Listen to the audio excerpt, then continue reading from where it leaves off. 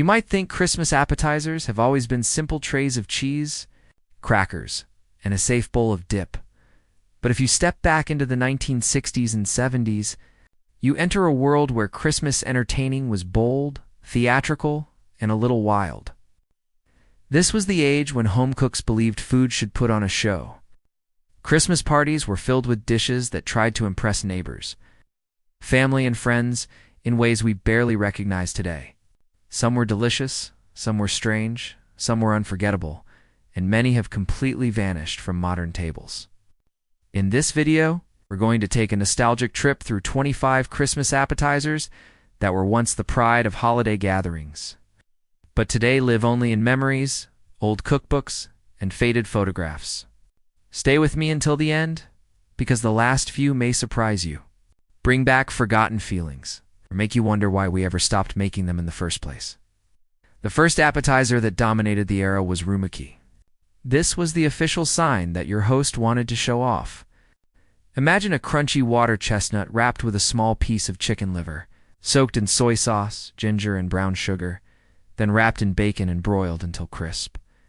It came from tiki culture, when America fell in love with anything that felt tropical or exotic.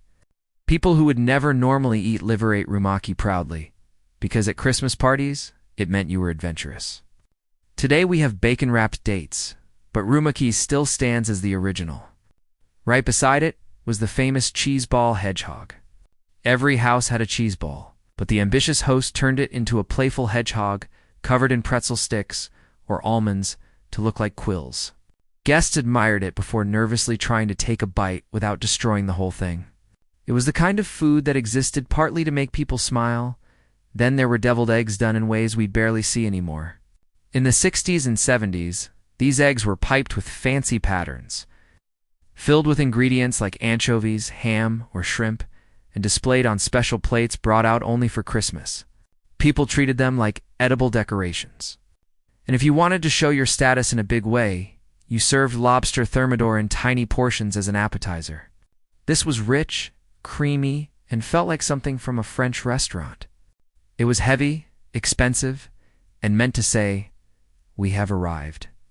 At the other end of the table were the simple but addictive bacon-wrapped smokies. The working-class hero of holiday parties, cocktail sausages wrapped in bacon, baked with brown sugar until sticky and sweet. Kids ate them. Adults ate them. Nobody turned them down. For the brave and worldly host, liver PT appeared like a brick of culinary confidence. This wasn't just a spread. It was a full loaf of PT, sometimes wrapped in pastry, sliced into perfect layers, and served with crackers. It tested everyone's courage. If you refused it, people judged you. If you loved it, they admired you. Swedish meatballs also carried elegance. Before flat-pack stores made them common, these creamy, spiced meatballs were a luxury. Rolled small, cooked in butter, and served in chafing dishes, they were a warm, comforting break from all the cold appetizers. Shrimp was expensive, and serving it chilled with a homemade cocktail sauce signaled that the party was special.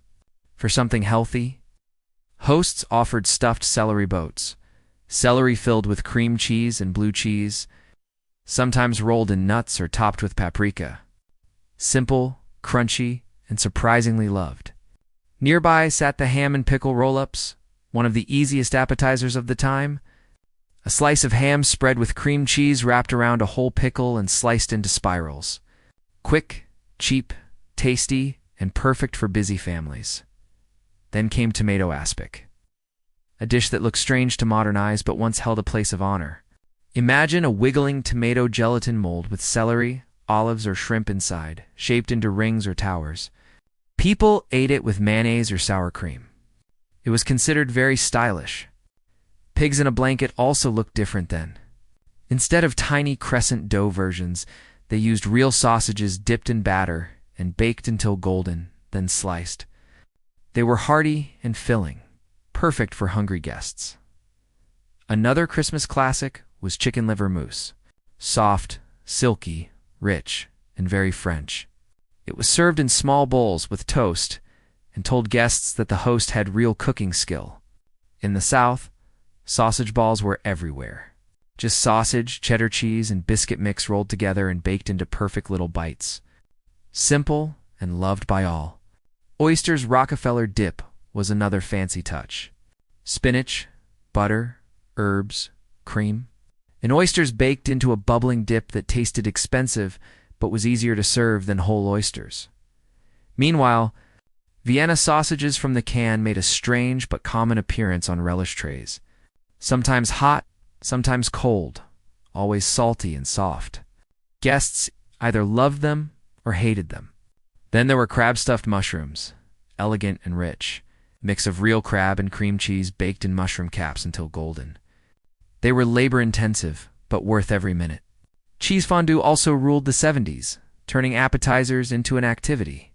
Guests gathered around a pot of melted cheese with long forks, dipping bread cubes and laughing whenever someone dropped their piece in the pot. The olive and pickle platter balanced all this richness.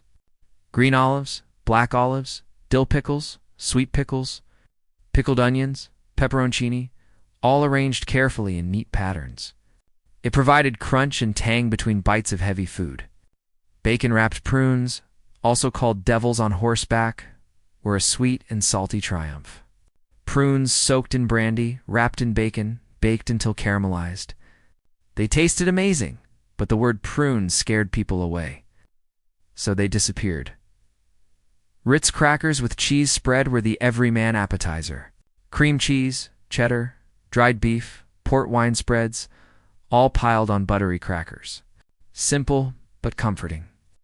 Cocktail meatballs cooked in grape jelly and chili sauce were another unexpected hit. The sauce sounded strange, but tasted incredible, clinging to the little meatballs in a glossy coat. Eggnog dip transformed the holiday drink into a sweet. Creamy appetizers served with ginger snaps and fruit. Then there were the Jell-O molds. Bright, colorful, and filled with fruit or marshmallows. They brought cheer to the table, even if everyone wasn't sure whether to call them dessert or salad. Rum balls offered a boozy little bite of crushed cookies, cocoa, sugar, and rum rolled into small spheres.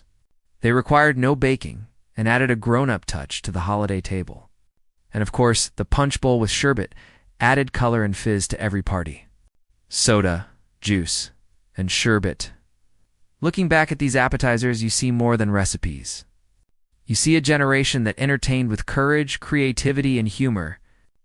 A time when people wanted food to look fun, feel special, and bring everyone together. Christmas was not just a holiday. It was a show, and the table was the stage. Today we've simplified, polished, and modernized everything, but sometimes the most joyful foods are the ones from the past. If even one of these appetizers brought back a memory, or made you curious enough to try something forgotten, then this video has done its job. If you enjoyed this journey through the lost flavors of Christmas, make sure to subscribe. Stay with us for more nostalgic stories. And join us again as we explore the traditions that shaped Christmas as we know it today.